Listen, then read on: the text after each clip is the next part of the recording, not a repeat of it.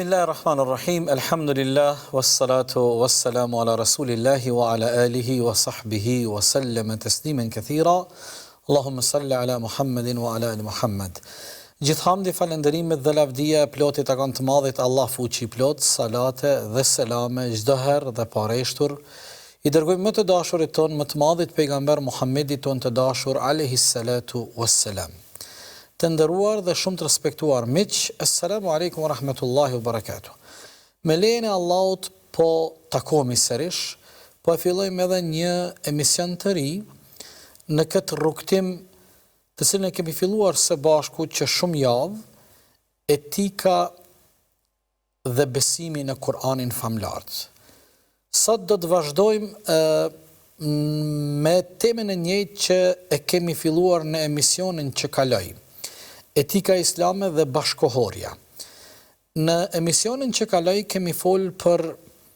normat etike dhe moralin që duhet të kemi gjatë procesit të punës, pa marrë parasysh statusin që mund të kemi, qofshim si punëtor, qofshim si punëdhënës, e pastaj çdo gjë që ndërlidhet me punën dhe ato të cilat e karakterizojnë punën si proces. Në këtë vazhdimsi e cila ka të bëjë me çështje bashkohore që janë edhe pjesë e pandashme e jetës tonë, por në të njëjtën kohë neve na interesojnë ato norma dhe kode etike të cilat neve na I ofron Kur'ani dhe mësimet e pejgamberit alayhisalam, do të ndalemi tek dy sfera dhe fusha shumë interesante. Sigurisht se këto si fusha nuk I takojnë vetëm kohës moderne dhe bashkohore, por në kohën bashkohore, kur ne sot jetojmë dhe I takojmë kësaj epoke, këto dy fusha janë jashtëzakonisht edhe të rëndësishme, por edhe kanë evolu jashtëzakonisht shumë në kohën tonë. Fusha e parë ka të bëjë me fushën e politikës, si dhe fusha e dytë ka të bëjë me fushën e mjekësisë. Prandaj, fusha e parë që do të ndalemi të analizojmë disa norma etike të cilat na sugjeron Islami që janë të rëndësishme në raport me fushën e politikës. Ndoshta dikush do të thotë menjëherë se kur flasim për politikë dhe në anën tjetër flasim për moralin në politikë, sikur këto dy gjëra janë kundërthënëse në mes vete, apo sikur këto dy gjëra nuk shkojnë bashkë, nga se politika është diçka që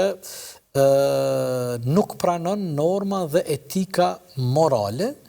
por kjo është një gabim, si koncept duhet të përmisohet, nga se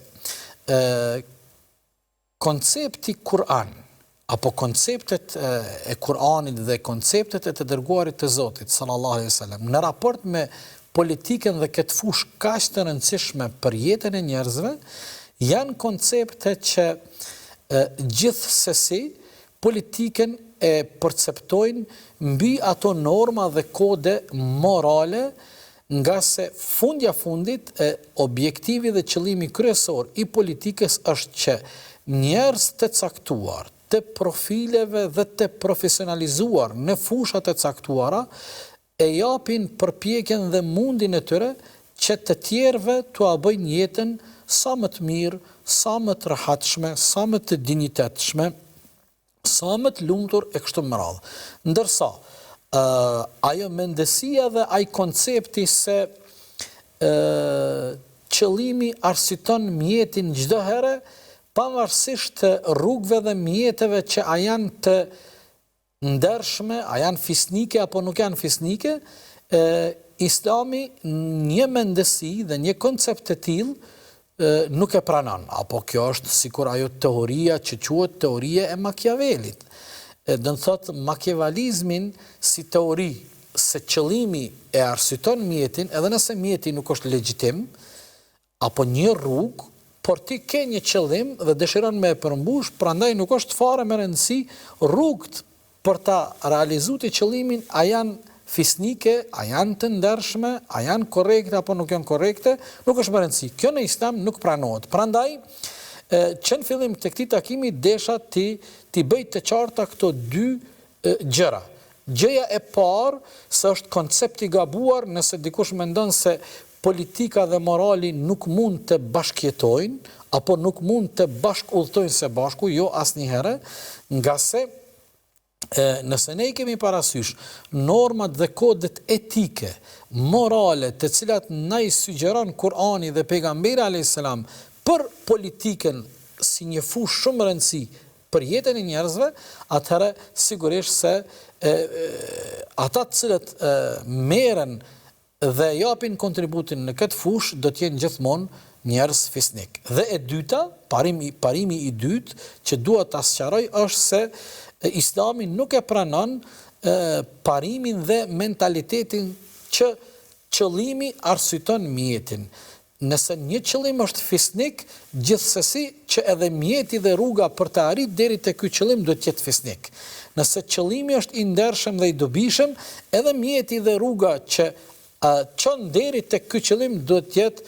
rrugë e ndershme dhe rrugë e dobishme. Kur jemi tek konceptet islame në raport me politikën, këtë fushë kaq të rëndësishme për jetën e njerëzve, në islam kemi dy koncepte të përgjithshme, të cilat Islami na I ofron në raport me moralitetin dhe politikën. Koncepti I parë dhe ato normat etike morale janë të atilla që ju sugjerohen njerëzve të cilët sugjerojnë që të mos përzihen me të tjerët, por ata në kuptimin individual dhe në jetën e tyre individuale, jo kolektive, mundohen të jenë të pajisur me gjitha normat etike dhe ato kodet morale. Por kjo nuk është shumë produktive për faktin se këta nuk preferojnë që si individ që janë të formum dhe janë të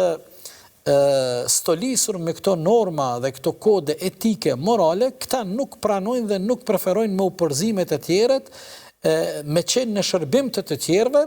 dhe politika, nga se ne kur përmendim termin politik, njerëzve shumë herë ju shkon mendja vetëm tek ajo politika që ka të bëjë me poste të caktuara shtetërore, me procese zgjedhore, ku ta diune. Politika është një term dhe një koncept shumë më I gjerë, nga se tek politika nënkuptohet ato politika dhe programe zhvillimore që njerëzit e mençur dhe profesionist mendojnë se si ta zhvillojnë ekonominë. Pastaj se si të zhvillohet një arsim I suksesshëm dhe I dobishëm dhe të si të edukohen gjenerata e breza e të arsimon në nivelin më të lartë të arsimimit e shumë fusha të tjera. Prandaj, ata të cilët nuk preferojnë përzirjen me të tjerët që të jenë në shërbim të tjerëve, ky koncept është I padobishëm dhe është jo produktiv. Një koncept tjetër I cili ka të bëjë me normat morale në raport me politikën është ai koncepti I cili ka të bëjë me ato norma morale shoqërore dhe në trashëgimin islame shumë herët në shekujt e parë do të hasim në libra, do të hasim në teori, do të hasim në parime dhe koncepte të qarta të cilat kanë të bëjnë me udhëheqjen shoqërore, në këtë rast me politikën siç ne e kemi të njohur. Prandaj një prej atyre librave të vjetra, shumë të hershme, është edhe libri I njerit prej kokave dhe dietarëve shumë të njohur islam, El Farabiut, libri I cili quhet Qyteti Ideal, El Medina El Fadile, ku muslimanët mbi parimet dhe ato çfarë autori në fjalë I ka përmbledh në këtë libër, I cili konsiderohet edhe një manual dhe një udhërfys për gjithë ata të cilët dëshirojnë të udhëheqin shoqëritë e tyre konsiderohet një udhërefys jashtëzakonisht i rëndësishëm. Me lejoni shumë shkurt të ndalem tek ky libër në pika të shkurta për faktin se është një libër nga trashëgimia shumë e pasur islame, i cili është shkruar shumë herët, do të thotë është shkruar afërsisht 7 shekuj më herët, një libër i cili është jashtëzakonisht i rëndësishëm për normat etike dhe ato rregulla shoqërore të cilat na sugjeron autori në këtë libër. Autori në librin e tij, Farabiu, Shoqëria ideale, e paraqet një vizion të vetin se si duhet të udhhiqet një shoqëri nga një pris, nga një sundimtar, i cili është i pjekur dhe i maturuar në sferat e ditorisë, i cili posedon virtyte dhe ka dhunti udhëheqëse për me qenë një lider dhe një udhëheqës i shoqërisë e tij. Ai pastaj kur fol për llojet e organizimeve dhe llojet e menaxhimit dhe udhëheqjes, i ndan llojet për nga madhësia e qyteteve e kështu me radhë, pastaj ndalet dhe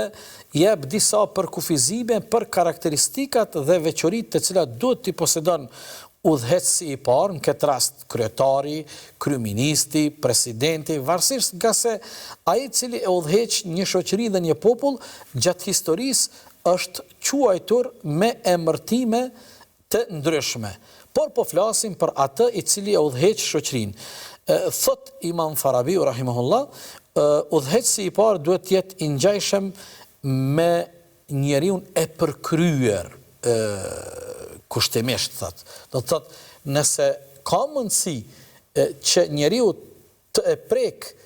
për sëshmërinë, atëherë udhëheqësi i cili i jep të drejten dhe ja jep guximin vetes për me qenë udhëheqës i shoqërisë, i popullit të tij, shtetit të tij, vendit të tij, ky duhet të jetë një njeri i përkryer, duhet të jetë një njeri që në vetveten e tij ka tubuar nga gjithandej urtësi të shumta dhe duhet të jetë një udhëheqës praktik, do të thotë nuk nevojitet vetëm të ketë njohuri e teori e shkollim, këto janë të domosdoshme, por një udhëheqës i vërtet kërkohet që edhe shkollën, edhe shkollimin, edhe edukimin, edhe krejt ato teoritë të cilat i ka mësu, praktikisht t'i manifestoj si një udhëheqës i drejtë. Pastaj ndalet tek qëllimi i shtetit, shërbimi dhe cili është qëllimi kur një udhëheqës e pranon këtë një detyrë kaq të madhe me kaq përgjegjësi, qëllimi është që ai me shërbimet dhe bashkëpunëtorët e tij që ai i ka qytetarëve dhe bashkëqytetarëve të tij, njerëzve t'ju ofron një lumturi, një kënaqësi, një rahati, një komoditet, një dinjitet në botën në të cilën ata jetojnë. Pastaj fol për shtresat shoqërore, pastaj ndalet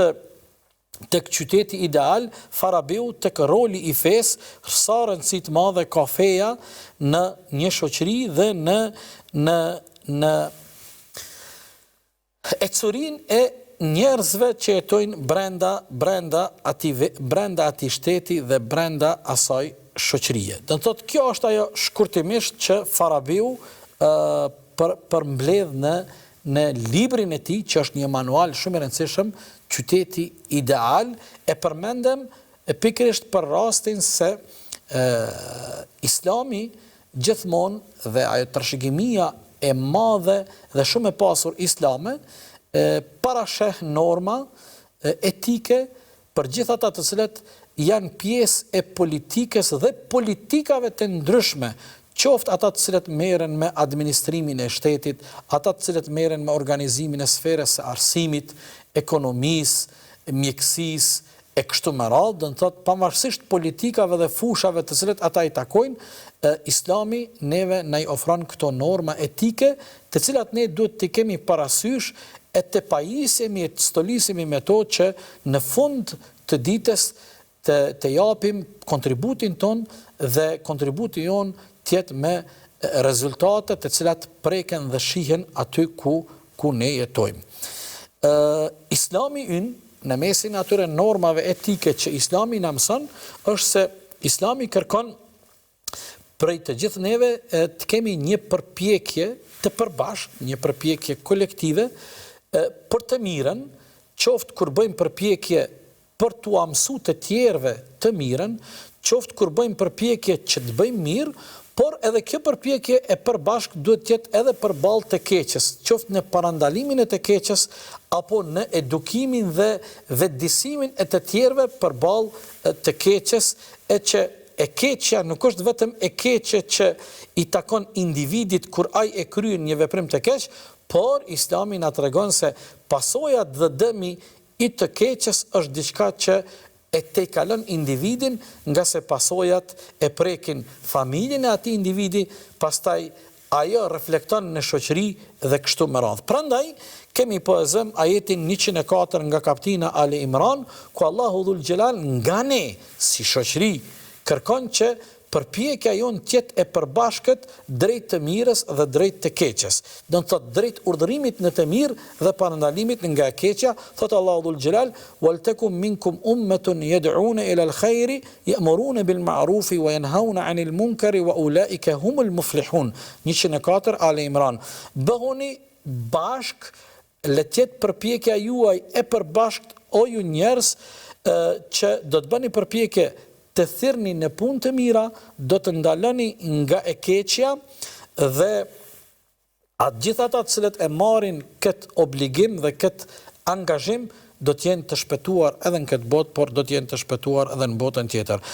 Versetet e tilla në Kur'an kemi të shumta. Po zëm në kapitullin Maida ajetin 8 Allahu fuqiplot thot: "Ya ayyuhalladhina amanu", o ju që keni besuar, bëhuni plotësisht të vendosur për hir të Allahut, duke e dëshmuar të vërtetën dhe të mos ju shty urrejtja ndaj një populli, t'i shmangeni drejtësisë asnjëherë. Bëhuni të drejtë, sepse ajo drejtësia është më afër devotshmërisë. Drejtësinë e don Allahu. Keni frikë Allahun se Allahu i di hollësisht veprimet e juaja çfarë ju veproni. Prandaj këto dy ajete sa për ilustrim neve na ofrojnë dhe na kërkojnë nga ne që normat etike, morale në Islam duhet të kuptohen si pjesë e pandashme e proceseve tona në cilën do fushë që ne jemi aktiv, në rastin ton në fushën e politikës apo politikave. Ekziston edhe në Islam të këto normat etike, të cilat norma morale duhet t'i bashkangjiten gjithmonë politikës dhe fushave politike të ndryshme, është se normat morale islame neve na edukojnë dhe kërkojnë nga ne që ne të kemi në konsiderat diverzitetin dhe proceset të cilat ata të cilët janë të kyqur në këto fusha japin mundin e tyre në arritjen e qëllimeve dhe programeve të tyre. Do të thotë diverziteti, lloj-llojshmëria, dallimet në kuptimet dhe mësimet, madje edhe në bindjet që njerëzit mund t'i kenë, ato duhet të shiqohen vetëm si vlera dhe nuk duhet të shiqohen si kundërshtime të cilat njerëzit me pas i hasmojnë dhe i përçajnë në mes vete. Në anën tjetër, si normë e rëndësishme është se gjatë këtyre proceseve që bëhet përpjekje të arrihen, qoftë në fushën e arsimit, qoftë në fushën e ekonomisë, qoftë në fushën e mjekësisë, në cilat do të qoftë fusha, politikat në përgjithësi, gjatë këtyre proceseve, sa ko njerëzit bëjnë përpjekje, duhet gjithë një të tregohen durimtar, duhet të tregohen të mirë kuptueshëm, nga se janë procese të cilat nuk arrihen lehtë dhe si procese kërkojnë jashtëzakonisht edhe përpjekje të mëdha, por kërkojnë edhe durim. Kurani, po ashtu një normë tjetër morale që duhet ta kemi parasysh dhe t'ja bashkangjitim politikës dhe fushave politike të ndryshme është se Kurani gjithmonë ka konsiderat të madhe për pozitën e njerëzve, për përjardhjen e tyre, për arritjet e tyre, për formimin e tyre, por këto nuk janë kriteret e duhura çdo herë që dikush mund ta meritoj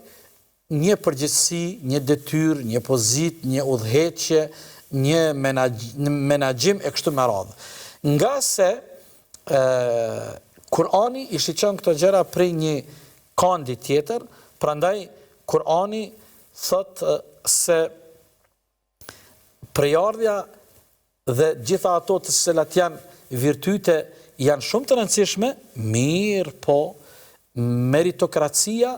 është një çështje e cila duhet të jetë po ashtu e domosdoshme, nga se njerëzit kur meritojnë një detyrë, një përgjegjësi e cila ju besohet, ata pikërisht për shkak të meritave që i kanë, që janë angazhuar, që janë përpjek, duhet ta marrin atë dhe pastaj edhe duhet ta çojnë emanetin deri në fund. Kështu dhe pejgamberi alayhis salatu wassalam edhe i ka klasifikuar shokët e tij, por edhe i ka emnu dhe ju ka besu detyra dhe përgjegjësi. Nuk është nis pejgamberi alayhis salam a priori nga njerëzit e fisit të tij, nga njerëzit e gjakut të tij, të kabilës së tij, apo nga rrethi i ngushtë i shokëve të tij. Por për detyra dhe pozitat e caktuara, pejgamberi alayhis salam i ka përzgjedh njerëzit e duhur dhe njerëzit adekuat. Tash, në kohën tonë moderne,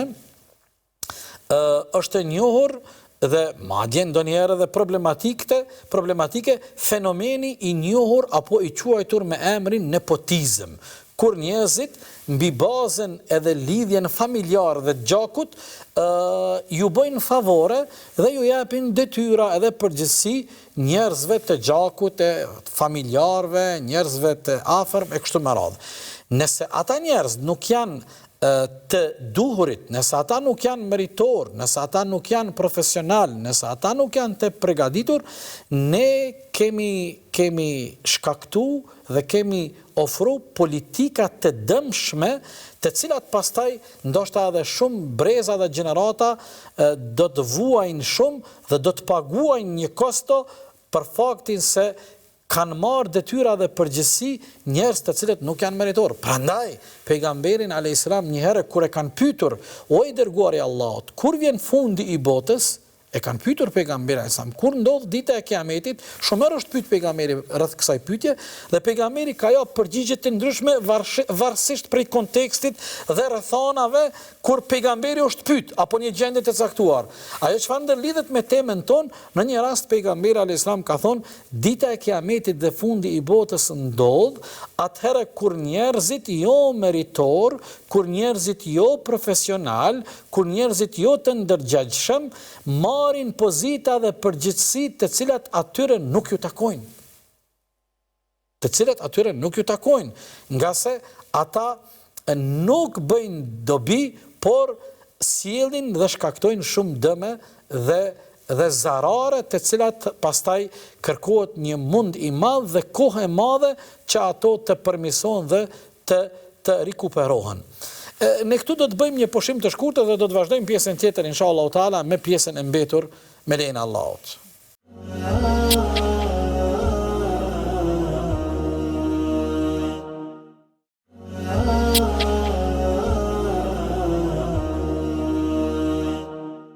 Assalamu alaikum wa rahmatullahi wa barakatuh. Miqtë nderuar, jemi duke folur për disa norma etike të cilat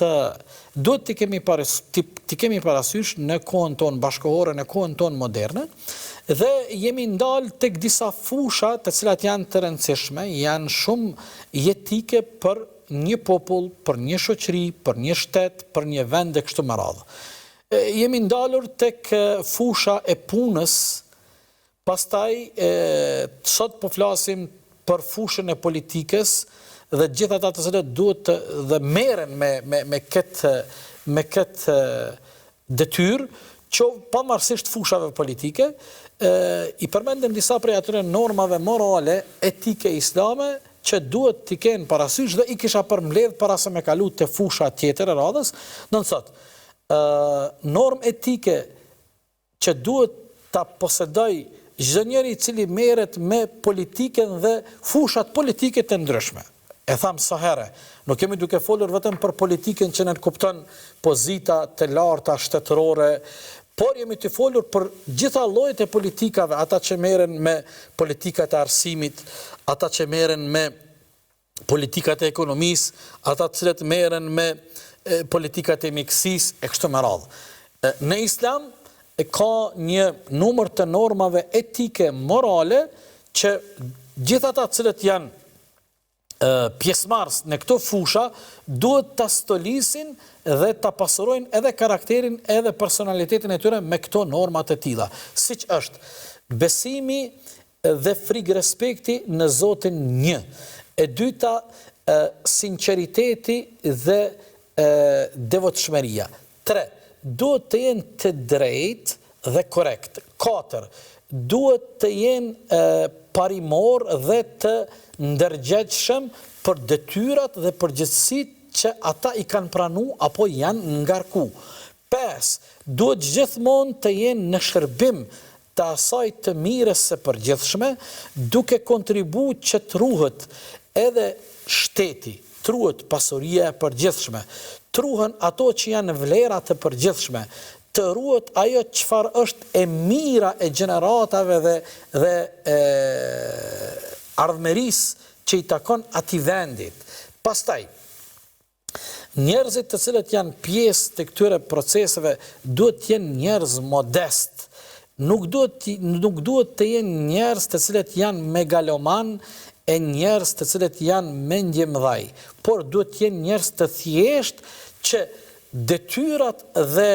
pozitat që shoqëria u ka besu, ato duhet t'i kuptojnë si shërbim që ata kanë obligim me i shërby vendit, shoqërisë, popullit, e jo të kuptohen si privilegje, nga se kur kuptohen si privilegje, atëherë ata që kanë kuptu detyrat dhe pozitat dhe postet si privilegje, atëherë ata nuk ngopen prej beneficioneve, prej përfitimeve që ata i kërkojnë, i synojnë, por ndoshta që besa edhe i shpikin ato beneficione dhe përfitime. Ndërsa kur kuptohet detyra, përgjegjësia, posti, si shërbim, do të thotë ti e kupton se ti je në shërbim të vendit, je në shërbim të shtetit, je në shërbim të shoqërisë, je në shërbim të arsimimit të brezave dhe gjeneratave të reja, je në shërbim të kujdesit për shëndetin e popullatës. Atëherë, qasja e jote me këtë modesti, me këtë përgjithësi, sigurisht se në fund rezultatet e bëjnë dallimin prej atij që e kupton shërbimin dhe detyrën që e ka ndaj vendit dhe gjitha atyre që i përmendëm, dhe kur ai e kupton ato si privilegj, dhe në momentin kur e kupton si privilegj dhe një njeri megaloman, një njeri që unë jam i takoj një shtresës të lartë, atëherë njerëzit e tillë zakonisht kujdesen edhe për beneficione, edhe për përfitime, pa e qa kokën për të mirën e përgjithshme dhe pa e qa kokën për ardhmërinë e atij vendi, atij shteti, asaj shoqërie, atyre gjeneratave dhe kështu me radhë. Do të thotë prandaj u mundova me i përmbledh disa prej atyre normave dhe kodeve etike morale që mësimet islame i ofrojnë gjithë atyre të cilët kanë pozita menaxhuese dhe udhëheqin me sektore të ndryshme të shoqërisë dhe shtetit tonë. Një fushë tjetër në kohën tonë moderne që ka përjetuar një zhvillim të jashtëzakonshëm pozitiv është fusha e mjekësisë. Në aspektin e përgjithshëm, parimet fetare islame sugjerojnë se në një vend nuk lejohet të jetojmë nëse aty nuk ka prezencë të mjekësisë dhe të njerëzve profesionistë që merren me mjekësinë, këtë rast doktorët. Kur jemi tek fusha e mjekësisë,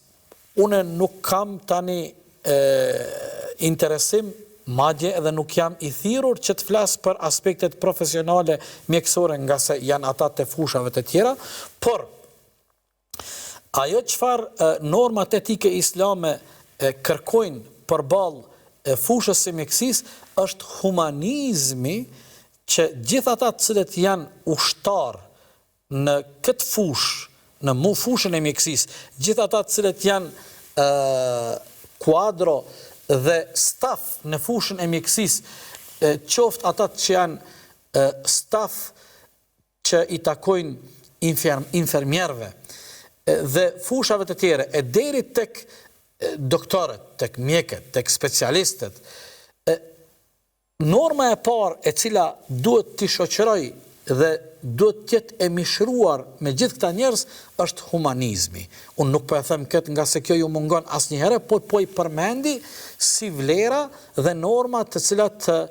gjithë ata të cilët punojnë në fushën e mjekësisë duhet ta stolisin karakterin dhe ndërgjegjjen e tyre me këto norma. Në të humanizmi, njerëzorja, ajo dëshira për t'i ndihmuar njerëzit çdo herë, nga se dyert e mjekësisë trokiten zakonisht prej njerëzve të cilët kanë halle, kanë ankesa dhe kanë problem me shëndetin e tyre. Prandaj, a ka diçka ndjenjë më të bukur dhe më të mirë se sa kur ti në mënyrën më humane, me plot dashuri, me kujdes, me profesionalizëm, ki me I ofru shërbimet e duhura atij njeriu dhe Paramendoni një normë tjetër islame, ata që merren me fushën e mjekësisë, po e them, Allahu në Kur'anin famlar thot, nëse ti bësh shkaktar, po e parafrazoj ajetin, që pas Zotit ti bësh shkaktar m'ia shpëtu jetën një njeriut, ajo ka një shpërblim të madh tek Zoti sikur ti ja ke shpëtu jetën krejt njerëzve. Sa ndjenjë bukur është kjo. Ne që nuk jemi të asaj fushë edhe nuk mund ta kuptojmë. Njerëzit vujnë dhe kalojnë momente dhe kohë, ndoshta edhe muaj edhe vite shumë të vështira për shkak të problemeve shëndetësore që I kanë. Prandaj, humanizmi, njerëzorja, dashuria, profesionalizmi asnjëherë nuk duhet të mungojnë kur jemi tek fusha e mjekësisë, nga se Islami neve këtë na sugjeron në mënyrën më të mirë. Në kohën moderne janë dalë disa problematika në fushën e mjekësisë, të cilat Islami I gjykon në mënyrë të qartë. Po e them, sa për ilustrim. Në kohën tonë moderne, sot është çështje problematike, çështja e eutanazisë, një vdekje e mëshirshme sipas atyre të cilët e kanë menduar këtë gjë. Fjala është kur një njeri klinikisht ai nuk është I vdekur, në aspektin klinik ka përfunduar çdo gjë, nuk ka shpresë që ai mund të shërohet, por ja që atij ende I punon zemra dhe është nën kujdesin e aparatave, nën kujdesin e pajisjeve mjekësore. Dhe pasi që njerëzit profesional në këtë rast, mjekët e binë përfundimin se ky nuk mund të rikthehet më në jetë, nga se gjitha ekzaminimet dhe analizat e kuta diune thonë se ky nuk ka mundësi edhe njerë të ngritet në këmbë, atëherë ata thonë se një njeri të tillë nuk kemi nevojë ta mbajmë në jetë në mënyrë artificiale,